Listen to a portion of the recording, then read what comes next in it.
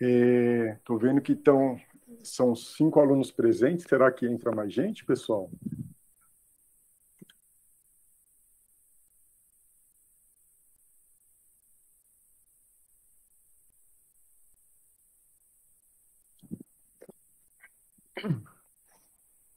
O que vocês acham? Vocês acham que vai entrar mais gente ou será que eu normalmente não? Tá. Então, vamos lá, Emília. Obrigado pelo retorno. Bom, pessoal, vou me apresentar antes, né? Eu sou o Leandro. Acho que a professora Alexandra já deu uma conversada com vocês. Eu vou dar seguimento numa parte do curso, né? A gente vai ficar, se eu não me engano, 5 semanas juntos. E eu vou ministrar a parte de evolução que, vamos dizer assim, que tem um pouco menos que genética, né? Genética, da parte molecular, tá? Queria dizer primeiro que vai ser um enorme prazer, tá? Participar desse processo com vocês. Vou falar rapidamente, só um pouquinho da minha formação. Eu sou biólogo, né? Sou formado pela Unesp de Rio Claro e eu tenho mestrado e doutorado na área de zoologia, tá? Então, eu não trabalho diretamente com evolução, embora tenha certa afinidade, né, por essa área, né? Eu tenho trabalhado um pouco com taxonomia, né? Então, acaba tendo uma relação também com evolução, tá? A minha área de estudo é zoologia, pessoal, tá? Eu trabalho especificamente com peixes e especificamente dentro de peixes com tubarões e raias, né? Os peixes cartilaginosos. E talvez estejam perguntando como que eu vim parar aqui, né? Na verdade, eu sou o marido da professora Roberta e ela acabou passando no concurso aqui. A gente tinha esse trato, né? Quem passasse no concurso primeiro, o outro acompanharia. E aí eu vim acompanhá-la e esse ano eu resolvi entrar como professor voluntário, então. E aí surgiu a oportunidade de ministrar vertebrados, né? E uma parte de evolução também, tá?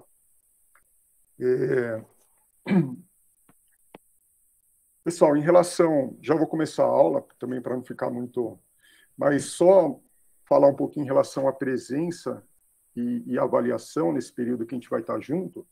Acho que eu vou seguir mais ou menos a mesma linha da professora Alexandra. Então, eu vou.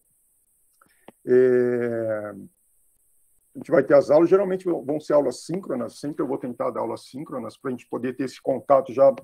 Nosso contato já, infelizmente, não é presencial, né, de forma remota. Então, eu sempre vou tentar dar as aulas de forma síncrona e geralmente eu vou liberar uma atividade. Pode ser a cada 2 aulas, vai depender, pode ser depois de um conteúdo, ou pode ser que eu libere no final uma avaliação só, enfim. E aí essa avaliação é a forma que eu vou ter mais ou menos de contar com a presença, né, visto que a aula vai ficar gravada, a maioria vai assistir em outro momento, né, e como nota de avaliação também, tá? Pessoal, eu vou começar a aula e quando eu abrir a tela, eu não vou mais estar vendo vocês, né? E aí, caso vocês tenham alguma dúvida, tá? Pode me interromper a qualquer momento. Eu acho que a aula fica mais dinâmica assim, caso vocês queiram perguntar. Acho que pelo chat, acho que, na verdade, pelo chat não, que eu não vou estar vendo, né? Teria que ser alguém me interromper oralmente, tá? E a gente para e discute. Tá bom, pessoal? Antes de começar, alguém tem alguma dúvida, alguma pergunta?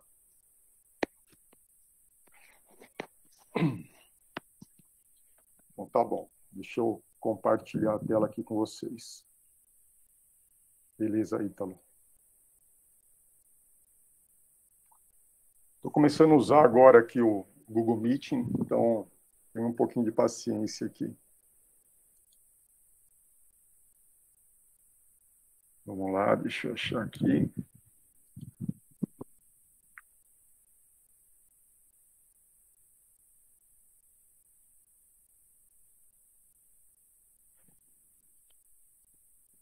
Opa!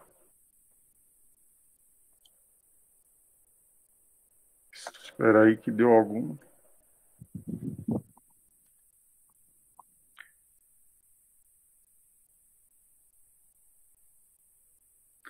Pessoal, alguém só confirma para mim oralmente se está todo mundo vendo a tela de apresentação? Estamos sim, professor. Ok, obrigado.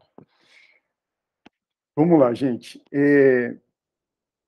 Bom, eu estou pegando o conteúdo no meio, né? Então, eu estou partindo do pressuposto, né, que os principais conceitos relacionados à adaptação vocês já estão por dentro, tá? A aula de hoje ela vai tratar especificamente de adaptação, das adaptações, que seria referente ao capítulo 10 do livro que vocês têm em PDF, Evolução, do Hadley.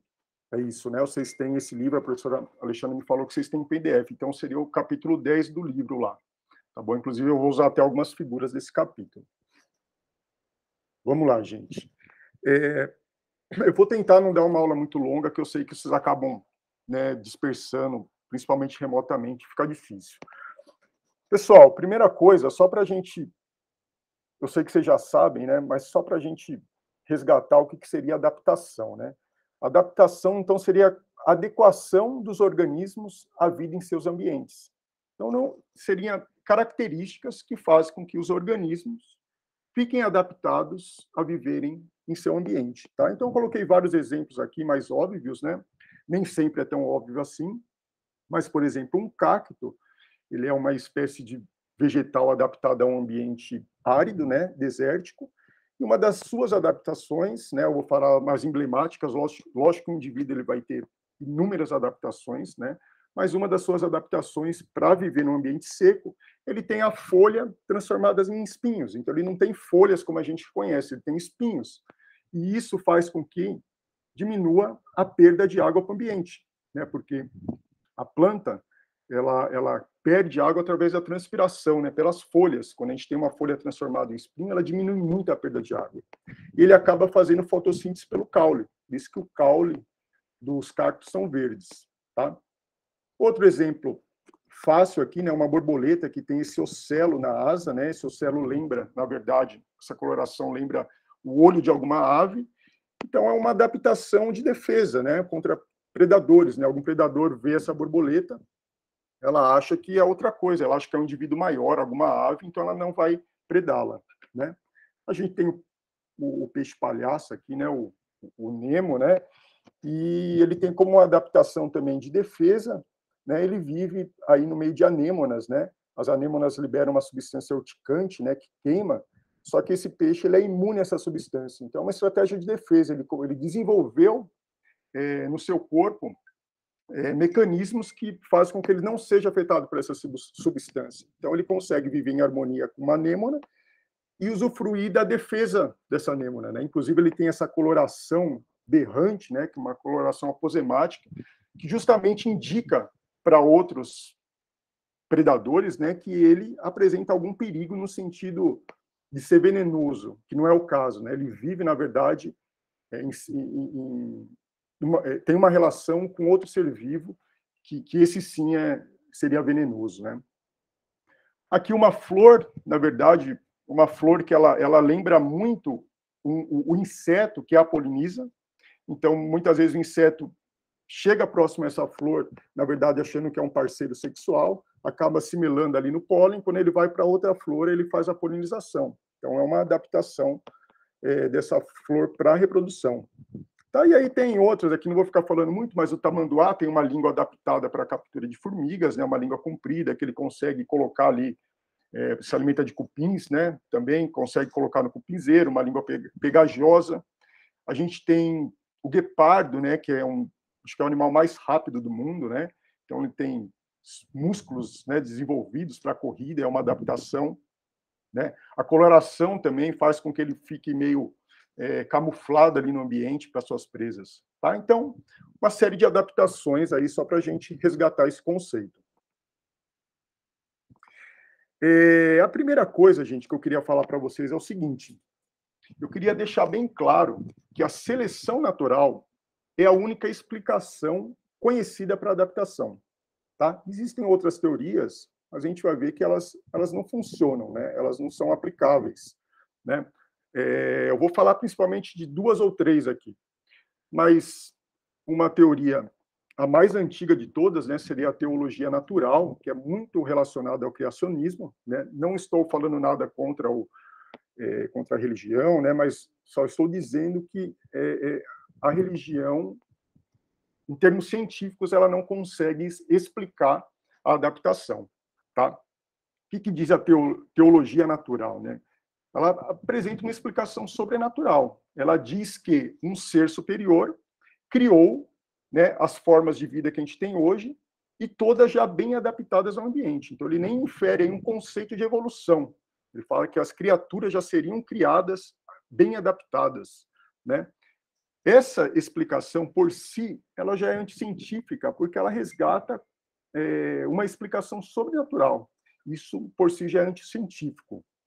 O segundo ponto, que vai contra essa teoria, seria o seguinte: tudo bem, se alguém criou as criaturas adaptadas, né, o próprio criador, que seria algo bem projetado e adaptativamente complexo, quem teria criado esse criador, né? Então, isso acaba entrando em choque. Tá? Um grande defensor dessa teoria, que foi muito importante, principalmente no século XVIII, ali, né, até o século XIX, muito devido à grande influência da religião, né, foi William Paley. O que esse cara dizia?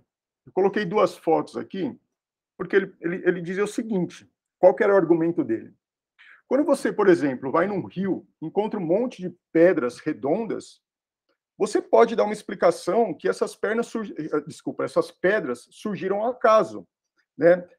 A forma das pedras, na verdade, né? Por que elas são redondas? Porque durante muito tempo, com a água passando, elas foram se chocando umas com as outras e foram se tornando redondas.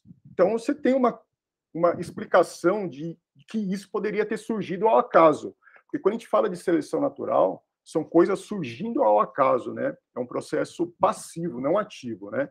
Então, ele fala, tudo bem, as pedras, mas e se você encontra, por exemplo, naquela época, esse relógio estava na tecnologia de ponta ali do século XVIII, né? Por isso que coloquei um relógio antigo, mas se você está andando, encontra no chão uma estrutura dessa, um relógio, uma coisa mais complexa, né? Fica difícil você falar que isso foi fruto do acaso, né? Que isso foi fruto, teoricamente, de uma evolução, né? Então, fica bem mais fácil você dizer que, na verdade, essa estrutura... Desculpa, gente, eu acho que vocês não estão vendo a setinha aqui, eu vou colocar o apontador laser aqui. Essa estrutura teria bem mais chance, no caso aqui é verdade mesmo, de ter sido projetada por humanos. Alguém foi lá e projetou uma estrutura dessa com a função de marcar a hora precisamente. Tá? Então, essa era uma dos seus argumentos, né? E, lógico, fazendo analogia, ele diz o seguinte: quando você encontra na natureza coisas, organismos complexos, por exemplo, o olho, a gente vai falar muito de olho nessa aula, porque Darwin acabou trabalhando com o olho, o próprio Paley fez essa analogia com o olho de vertebrado, que é uma estrutura extremamente complexa, né, que consegue formar imagens, né, imagens nítidas, coloridas. Como que uma estrutura dessa se desenvolveu ao acaso? Então, esse era o principal argumento, tá? Mas a gente sabe que essa explicação, né, por esses dois motivos aqui, está descartada hoje, tá?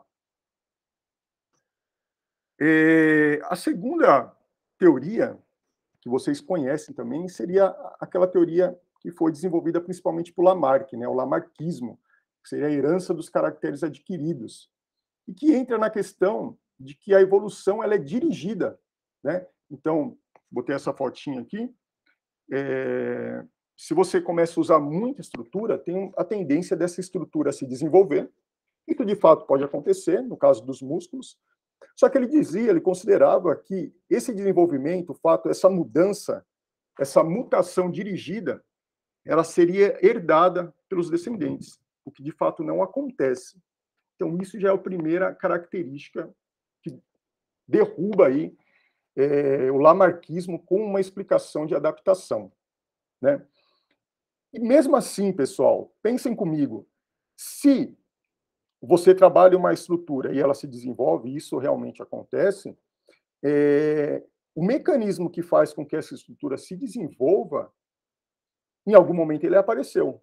Então, como isso apareceu? Né? Isso não foi trabalhado para que ele tenha se desenvolvido. Então, em algum momento, ele vai ter que recorrer ou à teoria que alguém, um ser superior, criou esse mecanismo, ou correr para a seleção natural. Tá? E mesmo considerando, pessoal, que esses caracteres adquiridos poderiam ser dados, em relação à direção adaptativa, como a gente explicaria, por exemplo, o fato de que aqui é um esquema do joelho, né? Eu acredito que é do joelho. Nas articulações, a gente tem cartilagem entre, né, os ossos para facilitar o movimento, só que com o tempo essa cartilagem tende a se desgastar, tende a se degradar. Isso é uma característica adquirida. Se a gente passasse essa característica para frente, a tendência então seria um sentido contra a evolução, concordam? A tendência é que, na verdade, com o tempo, os humanos iam ficando cada vez com articulações mais desgastadas. Né? O mesmo caso nos dentes. Né? Os roedores ainda apresentam um crescimento do dente contínuo, mas os nossos dentes tendem a se desgastar com o tempo. A gente passaria isso para os descendentes? Então, a tendência é que a gente fosse perdendo os dentes por evolução. Por isso que essa teoria também ela não se aplica. Tudo bem, gente? Pessoal, uma terceira teoria estaria relacionada à ortogênese, que ela é muito, assim, ela se assemelha ao lamarquismo, porque também trata-se de mutação dirigida. Ela diz que a evolução teria uma direção. Basicamente, ela diz que existiria dentro dos seres uma força intrínseca que faria com que eles fossem em algum sentido, evoluíssem em algum sentido. Isso ficou muito relacionado ao tamanho. Tá? Então, eles diziam, por exemplo, que a tendência evolutiva que os seres vivos vão aumentando de tamanho ao longo do tempo.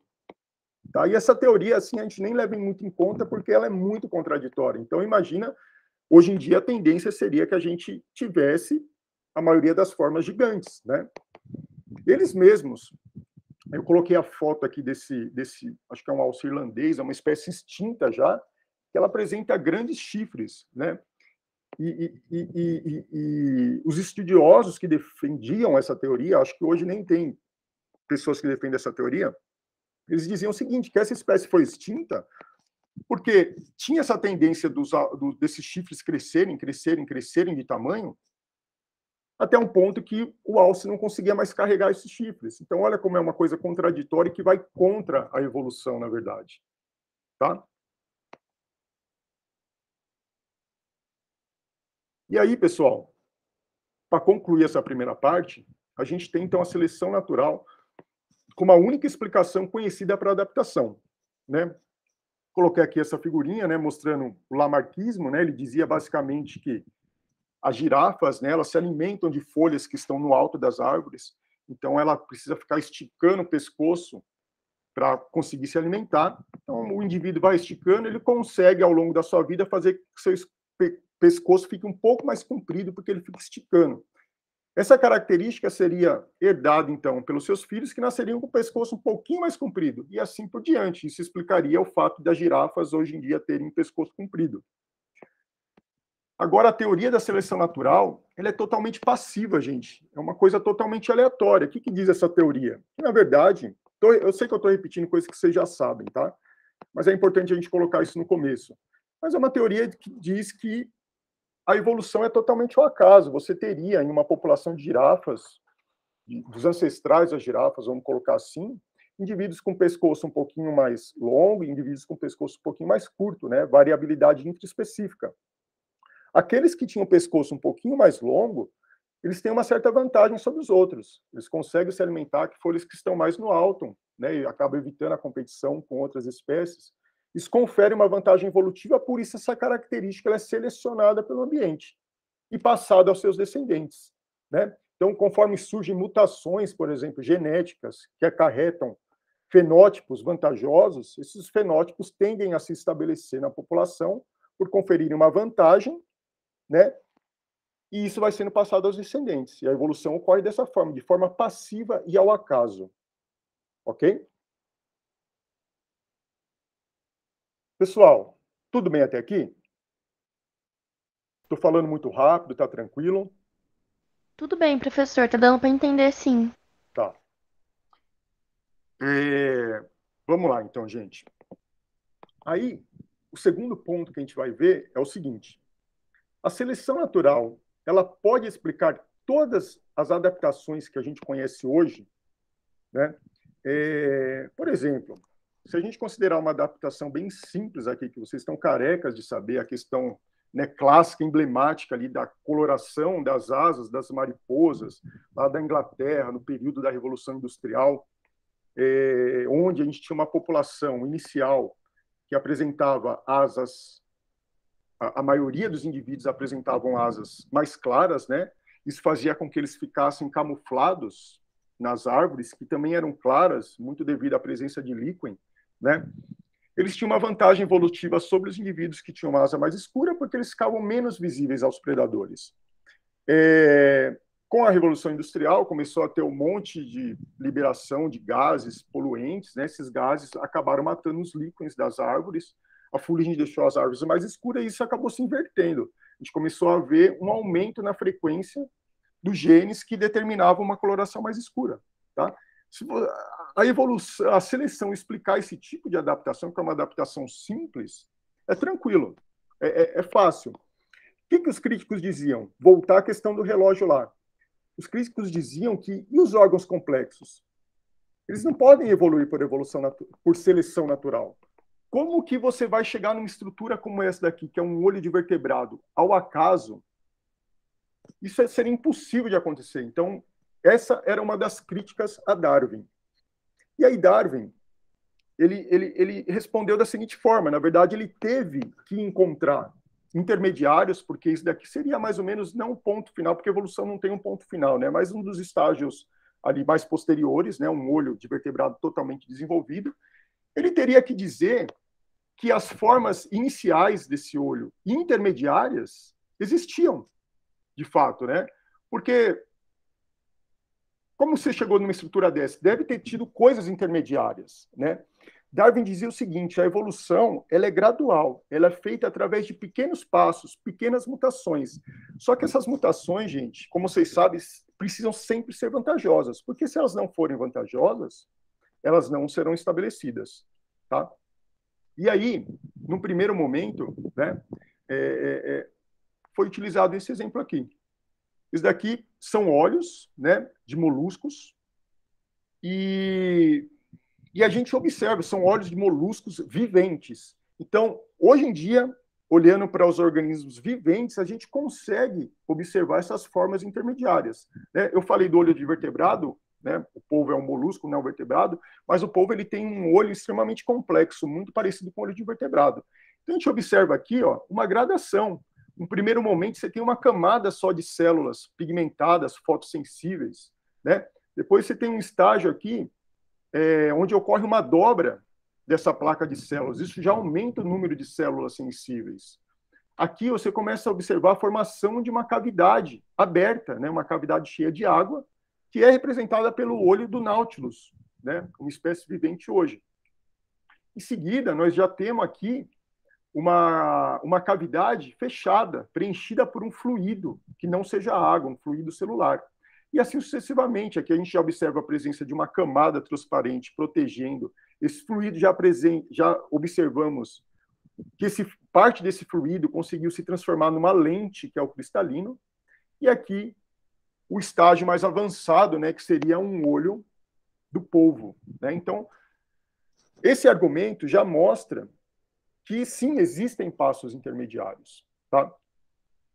E mais recentemente, na verdade, em 1994, esses dois pesquisadores aqui fizeram um experimento bem legal, na verdade, que eles fizeram a simulação da evolução de um olho no computador, partindo de um estágio inicial que seria justamente uma camada de células fotossensíveis, né?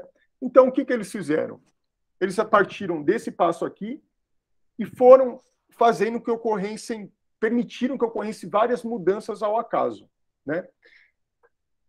As mudanças que não fossem vantajosas no sentido de melhorar a acuidade visual, melhorar o foco da imagem, foram sendo descartadas. Lógico, como seriam na natureza, por seleção natural. As características que são desvantajosas não conseguem se estabelecer, elas não são selecionadas. Enquanto aquelas mudanças que permitiam uma melhora do olho, elas foram mantidas. Então, eles obtiveram justamente uma sequência, pessoal, que é muito parecida com essa daqui. Né? Então, eles provaram que o olho, sim, ele pode ter se desenvolvido através de seleção natural. O número de passos aqui seria entre cada um desses estágios aqui. Lógico, então, que existiram aí cerca de 2.000 passos. Né? Aqui a gente tem os pontos principais, né, representativos. E aí, pessoal, uma coisa muito interessante. Quanto tempo demorou isso? Olha só. Coloquei aqui, né? Formato do olho mudando ao acaso em passos com, no máximo, 1% de mudança cada um. Ou seja, 1% de mudança em cada passo é uma mudança bem pequena, seguindo o que Darwin tinha falado, mudanças pequenas. Tá? Esse processo todo aqui, gente, até chegar nesse estágio, demorou 2.000 passos. Eles fizeram uma conta, considerando um passo por geração, eles chegaram à conclusão que esse processo demoraria 400 milhões de anos. Ou seja, a evolução de um olho complexo, como o olho do vertebrado, aqui, ó, com cristalino, focalizando, formando imagens coloridas, nítidas, na natureza demoraria cerca de 400 milhões, que é um tempo relativamente curto.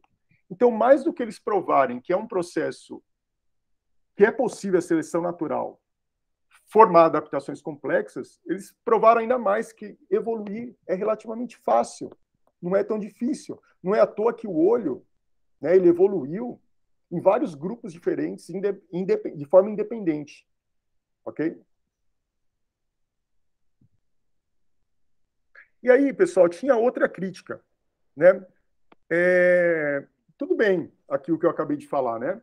Mas quando a gente pensa que existem várias formas intermediárias, quando a gente pensa no olho, eu acho que eu não pulei nenhum slide, quando a gente pensa no olho, tudo bem, porque o olho é um órgão sensorial que desde o começo surgiu com a função de captar luz, né? No primeiro momento perceber claro o escuro, depois começar a se formar imagens, mas sempre foi um órgão sensorial.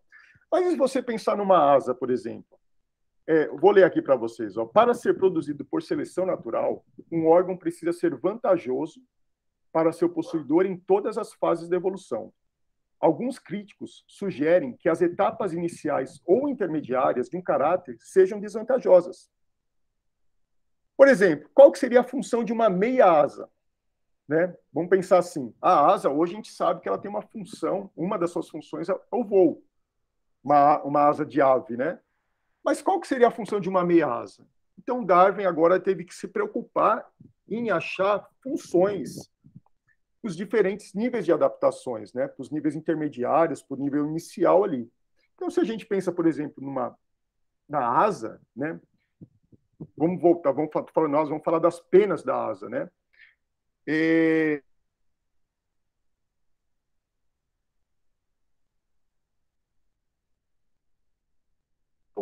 Principalmente de termorregulação, de isolamento térmico, né? De fazer com que as aves, naquela época, ela surgiu primeiro nos répteis, na verdade, aves são répteis, enfim, mas com a função de termorregulação, né? E aí, com o andar da carruagem, né? Quando o voo surgiu, ela se mostrou também uma coisa útil para o voo, né? Então, a asa, no primeiro momento, ela pode ter tido várias funções. Por exemplo, quando um indivíduo com asa caísse de uma árvore, a asa poderia ajudar a amortecer essa queda, né? Ou melhor, a asa poderia ajudar um deslocamento, tipo, indivíduos arborícolas, da árvore para o chão ou entre árvores, né? Coloquei aqui a asa, no primeiro momento, tem teorias que dizem que ela surgiu, na verdade, para a captura de insetos, né? Isso daqui são imagens relacionadas à evolução do voo. Então, você está encontrando funções para essas estruturas nas formas intermediárias. Tá? Da mesma forma, eu coloquei a asa de um inseto também. A asa do inseto, ela também tem uma função ali relacionada à termorregulação. Né? Não que os insetos controlem a temperatura corpórea, mas eles conseguem fazer uma perda de calor pelas asas, né? Então, quando essa asa era pequenininha, ainda não tinha função de voo, em grupos ancestrais, ela tinha outra função, tá? Então, ela sempre teve que ter uma função, uma adaptação. Então, concluindo essa segunda parte, gente, sim, todas as adaptações que a gente conhece hoje em dia, inclusive as mais complexas, elas são, então, explicáveis através da seleção natural.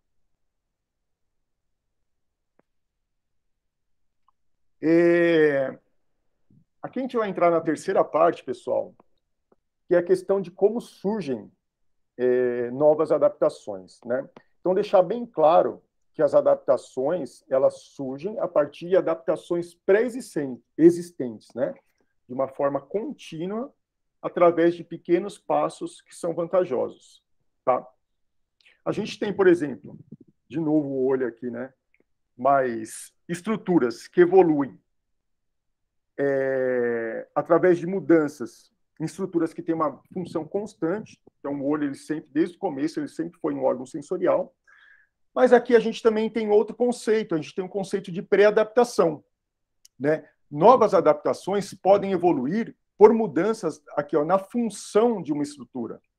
Então, novamente aqui, eu falei que a pena, ela surgiu no primeiro momento com função de termorregulação, talvez com função também de exibição, né? O fato de ter cores e inibir algum predador ou atrair parceiros sexuais, mas ao longo da evolução da pena, teve algum momento que ela se tornou útil para o voo. E aí ela não é que ela muda a sua função, ela adquire uma função a mais. Então aí a gente tem um conceito importante que é o conceito de pré-adaptação. É uma estrutura capaz de dar origem a uma nova função, com uma pequena mudança estrutural. Ou seja, a pena quando surgiu, ela não tinha a função de voo. Ela adquiriu essa função depois. Isso é uma estrutura de pré-adaptação, tá? E uma terceira possibilidade para o surgimento de novas adaptações é quando vocês combinam duas partes pré-existentes, né? Eu coloquei um exemplo aqui bem interessante, que seria, a gente sabe que uma das principais adaptações dos mamíferos, né, é a produção de leite. É uma característica, a glândula mamária é característica exclusiva dos mamíferos, né?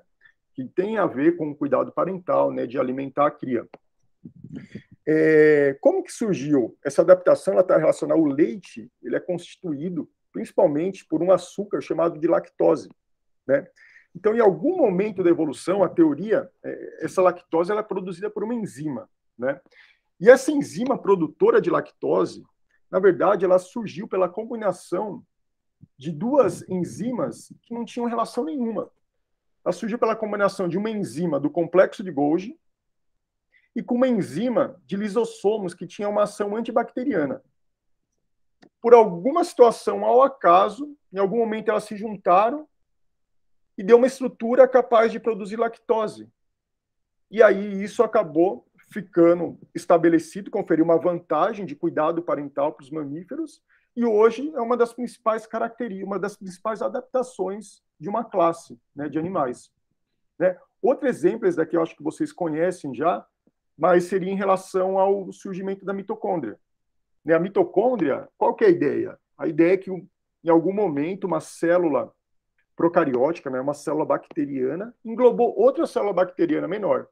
E essa outra célula bacteriana menor ou tinha já a capacidade de utilizar oxigênio, né, para produzir energia ali, né, numa reação química com alimentos, ou desenvolveu depois que foi englobada, e isso acabou dando origem à mitocôndria. Então, a combinação de duas coisas não relacionadas produz uma terceira com um grau adaptativo muito bom, ok?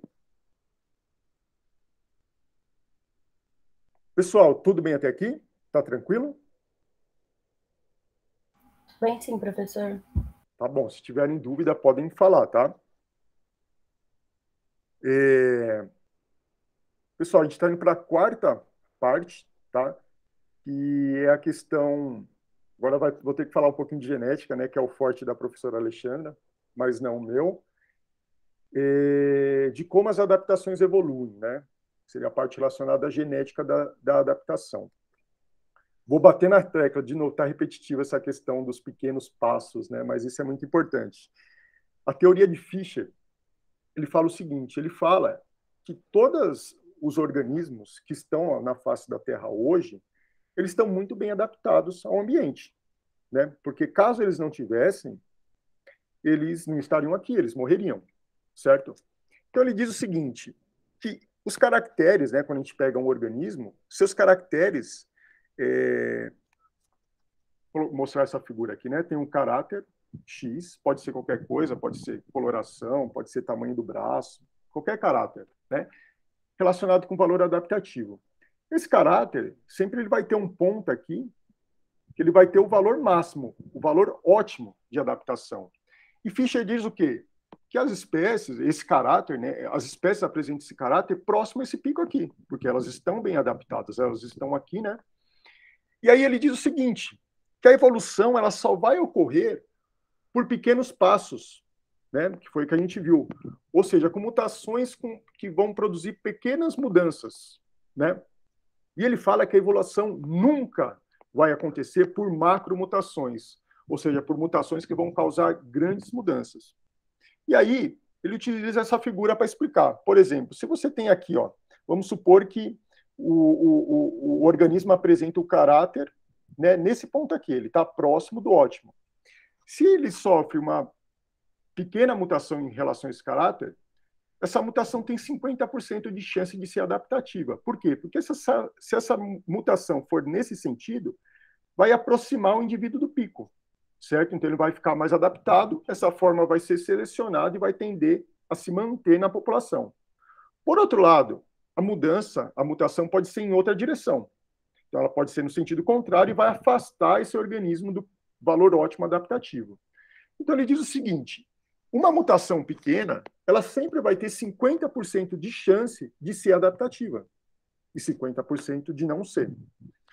Por que a grande mutação nunca funcionaria, pessoal? Imagine o mesmo caráter aqui, o mesmo indivíduo, desculpa.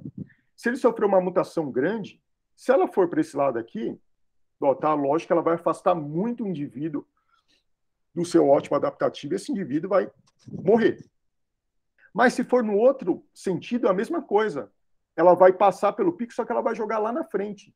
E da mesma forma vai deslocar esse indivíduo mais ainda do valor ótimo adaptativo. Então ele diz que seria impossível a evolução ocorrer através de macromutação. Sempre que ocorrer uma mutação que acarreta uma grande mudança fenotípica, ela vai ser descartada por seleção natural. Tá? Porém, pessoal, eu vou colocar algumas situações aqui para você. A primeira, e se existissem vários picos? Vou voltar para a figura aqui. Eu não representei, mas imagine que um caráter, ele não tenha só um pico adaptativo. Ele tenha um aqui, aí ele tenha outro aqui, por exemplo. Nesse caso, se for isso Fischer não considerou, mas se for uma configuração desse tipo, você concorda que uma grande mutação ela pode tirar esse organismo aqui, afastar ele desse pico, mas pode, ao mesmo tempo, jogar ele próximo de outro pico. E aí, nesse caso, seria possível, em alguns casos, como nesse que eu acabei de falar, a evolução também ocorrer por uma macromutação. Tá? Essa teoria, eu acho que vocês já viram com a Alexandra, não é assunto da aula de hoje, né? Só para a gente ter uma ideia de como as adaptações evoluem, né? Mas essa teria relação com a teoria da evolução por equilíbrio deslocante de White. Né? Equilíbrio deslocante justamente porque você teria dois picos ou mais, dois picos de ótima adaptação. Tá? E aí tem um terceiro ponto, gente.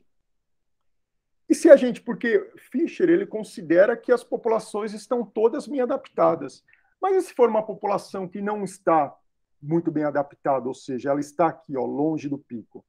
Nesse caso, concordam comigo que uma macromutação, nesse sentido, ela vai ser mais vantajosa do que uma micromutação, do que uma mutação pequena.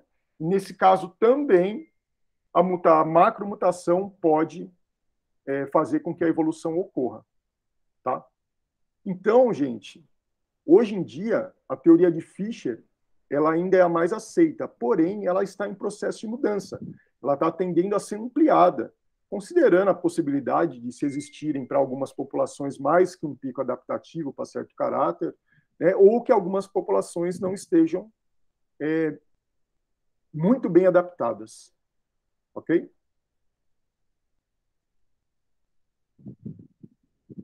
Gente, estão cansados? Está tudo tranquilo? A gente vai entrar na última parte aqui, mas é a parte mais longa, tá? Queria perguntar para vocês o seguinte: vocês acham que as adaptações dos organismos são perfeitas? Ou vocês acham que não são adaptações perfeitas? Na verdade, gente, não são adaptações perfeitas. Por quê? Porque existem restrições que impedem uma evolução para uma forma perfeita. Então, só um pouquinho, gente, está tocando o celular aqui que acho que a Roberta esqueceu. Vou desligar, já volto, rapidinho.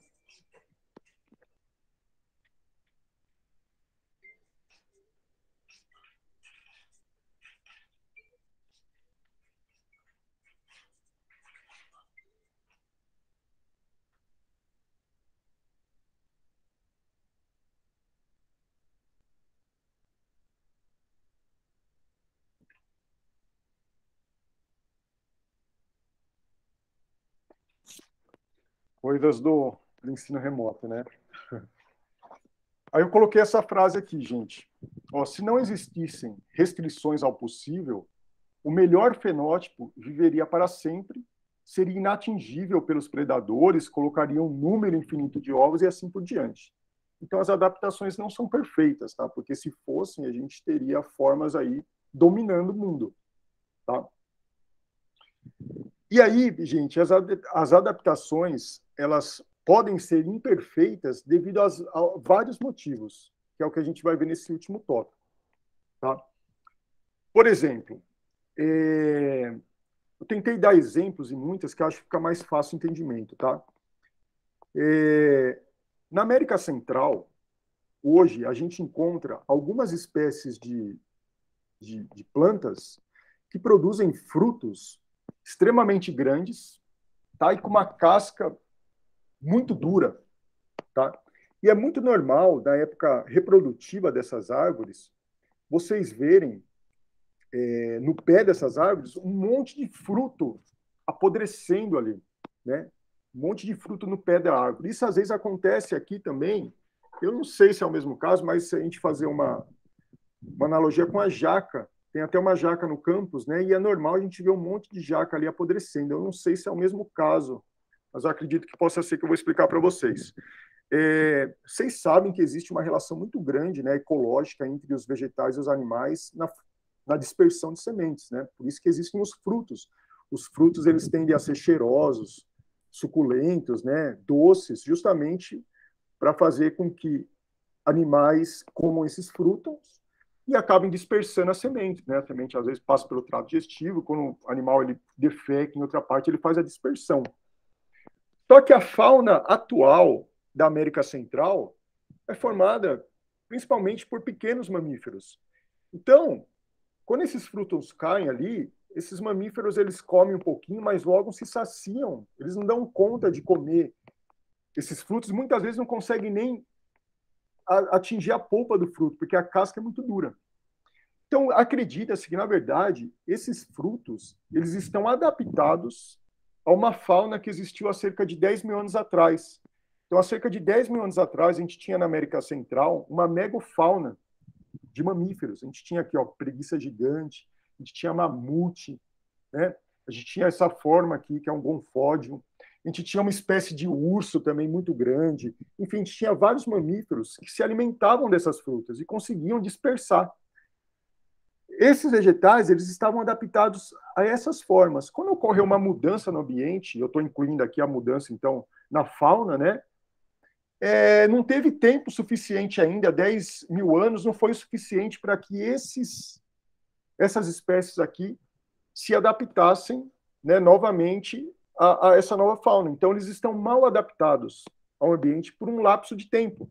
Eu coloquei aqui, ó, uma espécie pode estar adaptada ao ambiente do passado, porque a seleção natural demorou a atuar, ainda não agiu.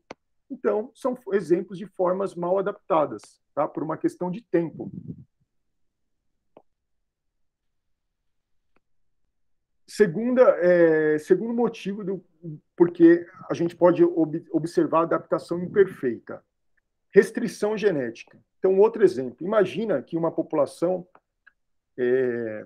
a gente tenha heterozigotos e homozigotos para determinada característica. Então, está aqui azão, azinho, azão, azão, azinho, azinho. Vamos supor que o heterozigoto ele apresenta uma vantagem em relação a essa característica. Então, a tendência é que os heterozigotos sejam selecionados pela seleção natural. Porém, quando você pega dois heterozigotos aqui e cruza, você vai ter uma prole de 50% de heterozigotos e outra 50% de homozigotos, né? Lei da genética. Né? Vocês viram isso com a Alexandra. Então, fica preso nisso, pessoal, porque embora os homozigotos não sejam vantajosos, eles não conseguem, eles continuam na população. Então, a população, essa espécie, continua, de certa forma, mal adaptada. Certo? Não consegue desenvolver uma adaptação perfeita. Eu coloquei um caso extremo aqui, que é desse tritão, né, uma salamandra, onde ela tem lá o par de cromossomo homólogo, o par 1 de cromossomos homólogos, e apresentam lá dois alelos, né? O azão e o bezão. E aí, os indivíduos heterozigotos, quando você analisa a população, você só observa indivíduo heterozigoto.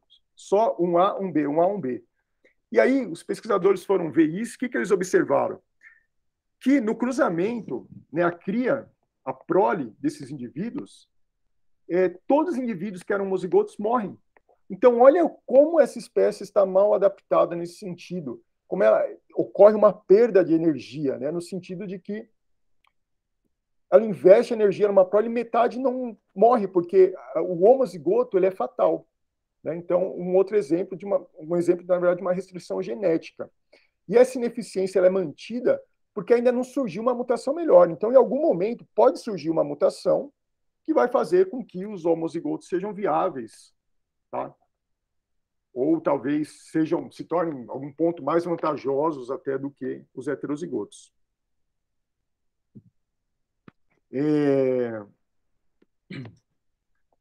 Restrições ao desenvolvimento podem causar imperfeição adaptativa. Nesse caso aqui, eu vou falar da pleiotropia. Não sei se vocês já ouviram esse termo, mas é uma coisa que acontece, que é muito comum. Né? Um gene, na verdade, muitas vezes ele não é restrito, ele não influencia só um fenótipo, né, só uma característica. Muitas vezes o mesmo gene, ele influencia fenótipos diferentes, né? Influencia em mais de uma parte do corpo. E às vezes partes que não estão intimamente relacionadas. Né? Então você imagina que uma mutação nesse gene aqui, ela pode ser vantajosa para um dos fenótipos, mas pode ser desvantajosa para o outro. Isso a gente chama de efeito perturbador. Né? Isso vai causar uma assimetria de desenvolvimento. Essa forma, gente, será que ela vai se manter ou não? Ela vai ser selecionada ou não por seleção natural? Aí vai ter que se fazer um balanço. Se essa vantagem for maior do que a desvantagem, ela vai ser selecionada, ela vai permanecer. Se for ao contrário, ela vai ser eliminada. Tá?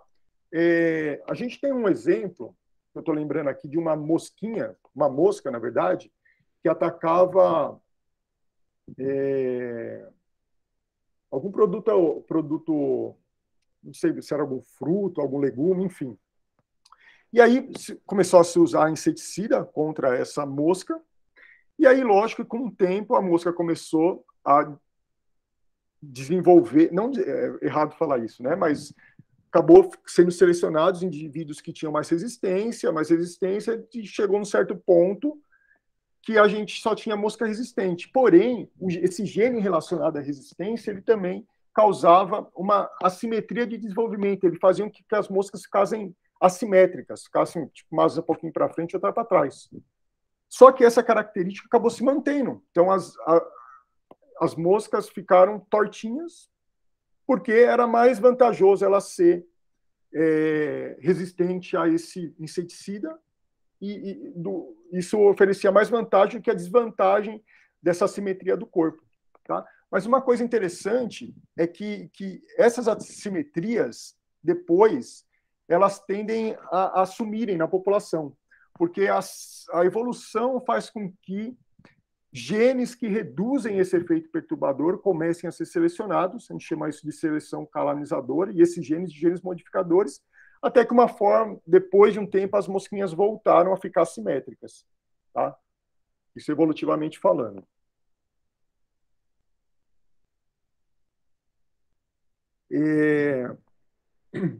Pessoal, eu coloquei essa imagem aqui.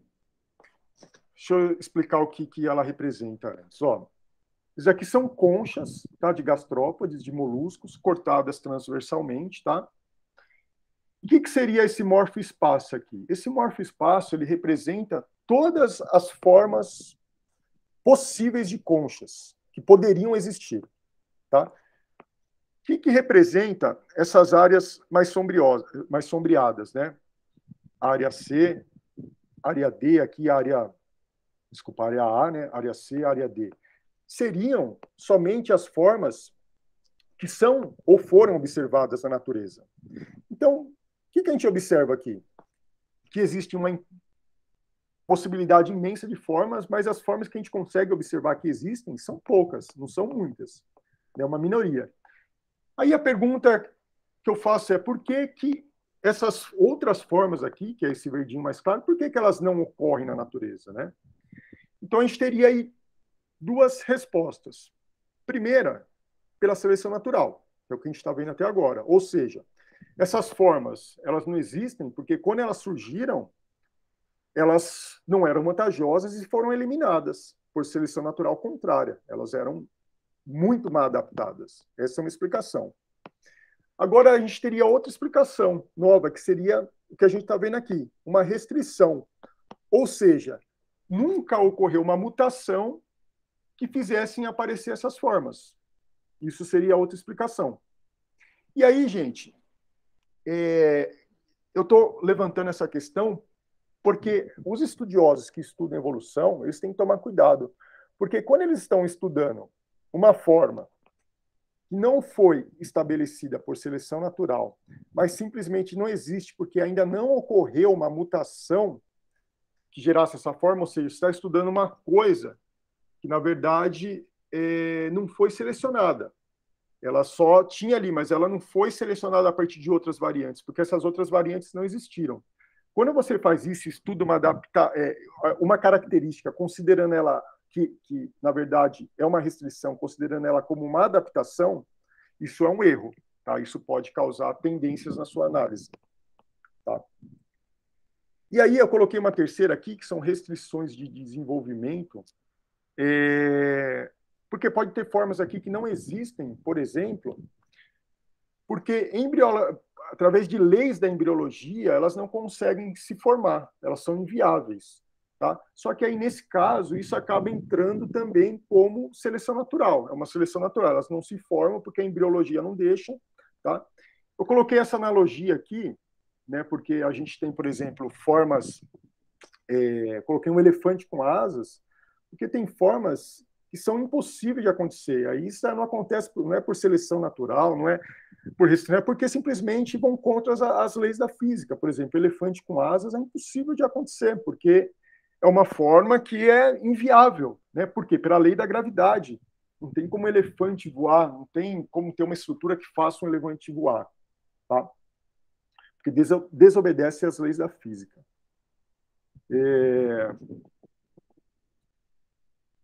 E da mesma forma, pessoal, a gente pode perguntar em relação às formas existentes. Né? Então, se eu pensar, essa forma que existe hoje, ela é resultado da seleção natural? Ou seja, ela foi selecionada entre variedades dessa forma e ela é a mais adaptativa?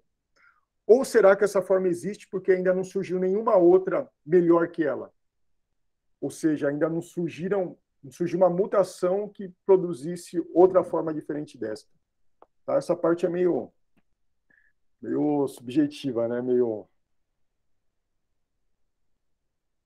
Pessoal, paciência, tá? Estamos quase acabando, tá? Eu sei que é um assunto meio, quando a gente pensa em evolução, né? A gente é legal, tudo, mas é uma parte muito teórica, né? Acaba ficando um pouco pesada. Eu tentei fazer uma aula não muito grande, porque eu acho que é um assunto meio pesado. E a gente tem muita coisa para ver também, né? Enfim. Restrições históricas também podem causar imperfeição adaptativa. Então, novamente, evolução, pequenos passos vantajosos. Ou seja, não tem como favorecer modificações que sejam, naquele momento, saber que depois, no futuro, essas mutações desvantajosas vão acabar conferindo uma vantagem. Não tem. Porque toda vez que surge uma modificação que é desvantajosa, ela é eliminada por seleção natural. Tá? Essa figura aqui como exemplo, pessoal, olha só, novamente, aquele grafiquinho nosso lá, você tem o caráter aqui, você tem o ótimo adaptativo. O X é a espécie. Então, a espécie estava aqui, então, com o andar do tempo, através da evolução, seleção natural, ela vai se deslocando até atingir o ótimo adaptativo, né? Isso teoricamente falando. Quando ela atinge esse ótimo, o ambiente ele vai mudando, vão aparecendo novas pressões seletivas, não sei, muda, tem uma glaciação, tem uma inundação, não sei, o ambiente surge um vírus, não sei. A topografia do ambiente muda, de forma que, notem que um outro pico adaptativo começa a surgir aqui. Pode ser que esse pico aqui ele se torne agora o ótimo, o pico ótimo. Só que essa espécie aqui, gente, ela vai ficar presa aqui. Porque vai ser difícil ela atravessar esse vale e se deslocar para cá. Porque se ela começar a ter mudanças aqui, modificações pequenas, essas vão ficar desvantajosas e não vão ser selecionadas. Então, ela fica presa nesse pico aqui, que não é o pico ótimo. Então, ela se torna uma espécie mal adaptada. Eu coloquei um exemplo clássico aqui, que é a questão do nervo laríngeo. Então, nós temos, todos os vertebrados, na verdade, têm um nervo que ele sai do cérebro, né? E ele vai agir lá na laringe. Mas olha só que interessante, gente. Esse nervo ele sai do cérebro, olha a volta que ele dá. Ele passa lá embaixo da aorta para subir e voltar aqui para a laringe.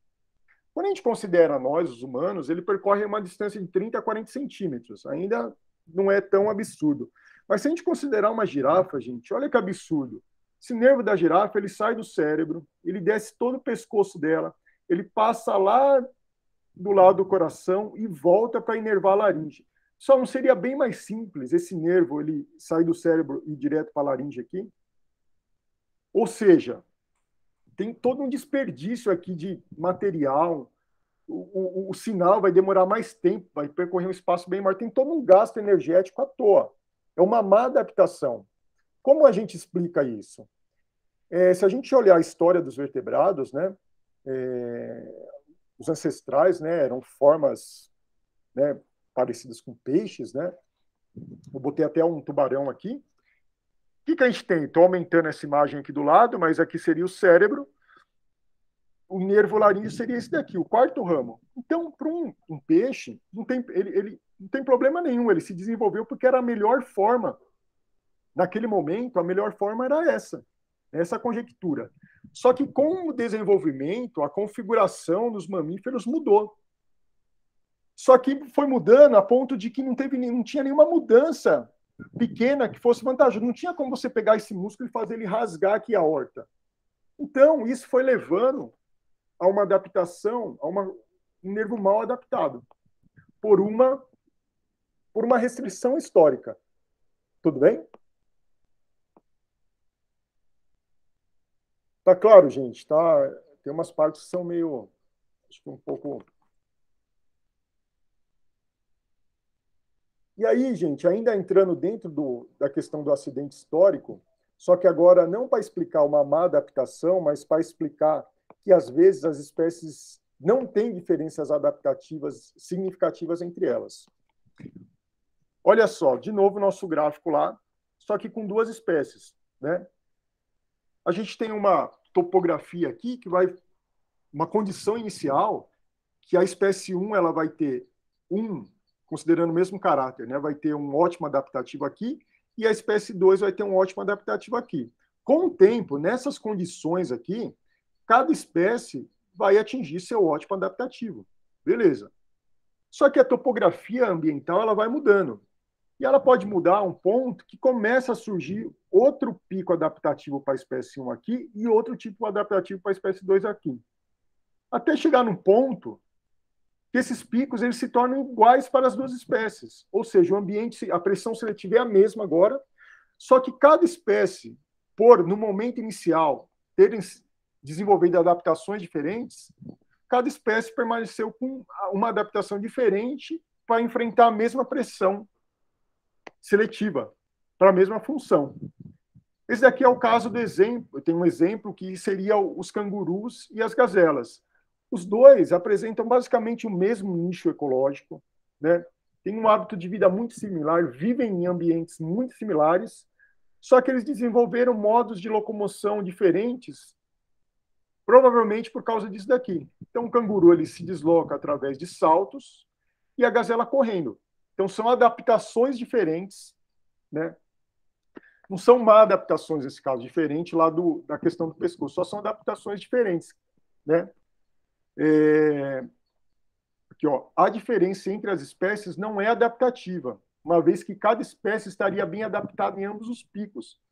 Se a gazela se deslocasse por saltos, ela também estaria bem adaptada. E se o canguru se deslocasse correndo, hoje em dia ele também estaria bem adaptado. E aí, pessoal, acho que é o último slide aqui. Por final, planejamento de um organismo pode ser um intercâmbio, pode ser não, sempre é, tá? Vai ser um intercâmbio entre diferentes necessidades adaptativas. Muitos órgãos, eles vão desempenhar mais que uma função. Agora, se esse órgão for estudado isoladamente, considerando somente uma das suas funções, ele vai parecer mal adaptado. Mas, na verdade, ele não está mal adaptado, porque ele tem várias funções diferentes. Eu coloquei a boca aqui como exemplo, mas a boca ela pode ter duas funções. Ela vai ter a função na alimentação e também a função na respiração. Nós, mamíferos, nós temos aqui o palato, né, quadrado, aqui, o palato secundário, que seria o céu da boca. Isso permite que a gente, quando a gente esteja se alimentando, a gente consegue respirar ao mesmo tempo. Se você pegar um réptil, com exceção dos crocodilos, que tem esse palato mais relacionado à questão de ficar com a boca embaixo da água, conseguir respirar pelo nariz, mas se a gente considerar a maioria dos répteis, ela não vai ter esse palato secundário. Então, o que acontece? Uma jiboia que se alimenta de presas grandes e tem vários movimentos, né, da boca que ela faz para poder engolir essa presa, ela não consegue respirar e se alimentar ao mesmo tempo. Ou seja, quando ela está realizando um movimento de alimentação, ela tem que parar de respirar. Aí ela para, ela respira. Aí ela volta a realizar o movimento, aí ela para de respirar de novo. Então, se a gente analisar a boca sozinha, considerando só uma das funções, vai parecer que a boca da cobra está mal adaptada, mas, na verdade, não. Ela está tentando fazer as duas funções ali. O que eu quero dizer para você, gente? Que o padrão correto para avaliar uma adaptação é a sua contribuição para a adaptação do organismo em todas as funções que ela é utilizada ao longo de toda a vida do organismo. Então, a gente tem que ter cuidado quando a gente analisa um órgão, considerando só uma das suas funções. Por exemplo, se eu pegar a pena das aves e querer estudar considerando somente a adaptação para o voo. Não, eu tenho que ver também que é uma estrutura que faz parte da termorregulação, é uma estrutura relacionada ao cortejo, tá? E é isso, pessoal. Daqui só um resumo do que a gente viu, né? Eu aconselho vocês a darem uma lida, né, no capítulo 10. E se tiverem dúvidas, coloquem para mim, tá? A gente vai estar se vendo, se quiserem mandar pelo Moodle, tá? A gente vai conversando. Mas então o que a gente viu foi que a seleção natural é a única explicação para as adaptações. A seleção natural pode explicar todas as adaptações conhecidas atualmente.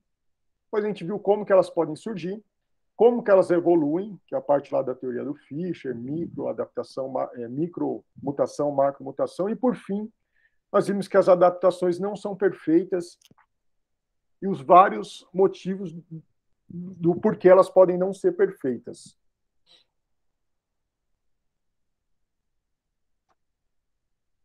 Espera aí, gente. Deixa eu voltar aqui.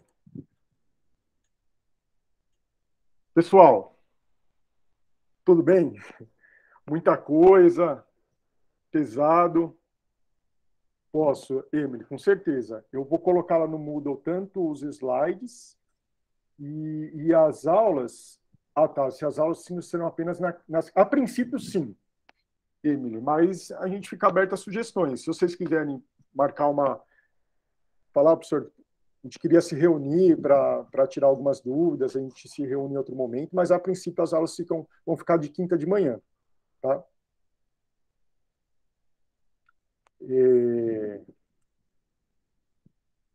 Imagina, Luana, eu vou colocar, mais tarde eu coloco no Moodle lá. Tem que esperar um pouquinho, né, para a aula ficar disponível também. Tá bom? Dúvida, gente? Tranquilo? Deu para pegar o básico? É uma coisa meio... eu, na verdade, também tive que ler assim bastante, né? Uma coisa que, às vezes, parece que a gente está falando é meio fácil, não sei, mas é meio subjetivo, enfim.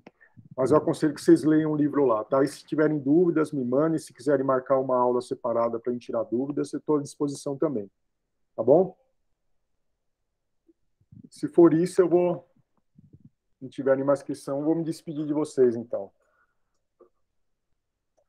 Tá bom, então, gente.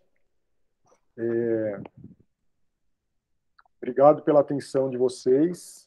E, teoricamente, a gente se vê na próxima quinta, então. Tá bom? Obrigado pela recepção aí e boa semana, gente. Até mais. Professor, não esquece de parar a gravação da aula. Vinícius, obrigado.